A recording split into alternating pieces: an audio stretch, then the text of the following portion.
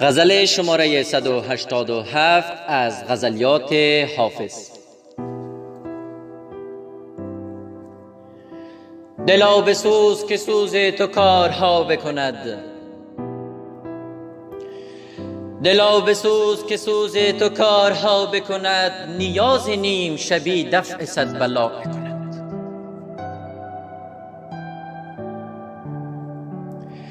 عتاب یار پری چهره عاشقانه بکش، عتاب یار پری چهره عاشقانه بکش، که یک کرشمه تلافی صد جفا بکند.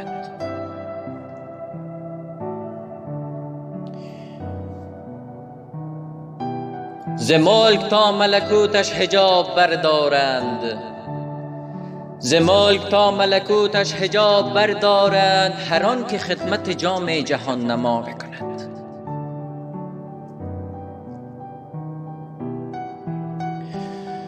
طبیب عشق مسیحا دم است و مشفق لیک، طبیب عشق مسیحا دم است و مشفق لیک، چو درد در تو نبیند کی را دوا کند.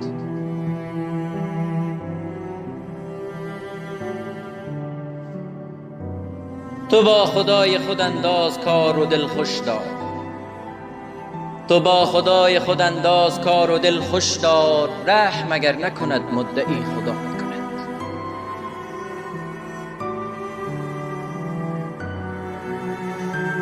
ز بخت خفته ملولم بود که بیداری،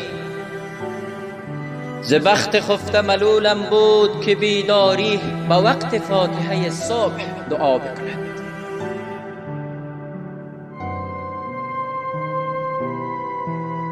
بسوخت حافظ و بوی به زلف یار مبرد، بسوخت حافظ و بوی به زلف یار مبرد، مگر دلالت این دولتش صبا میکند.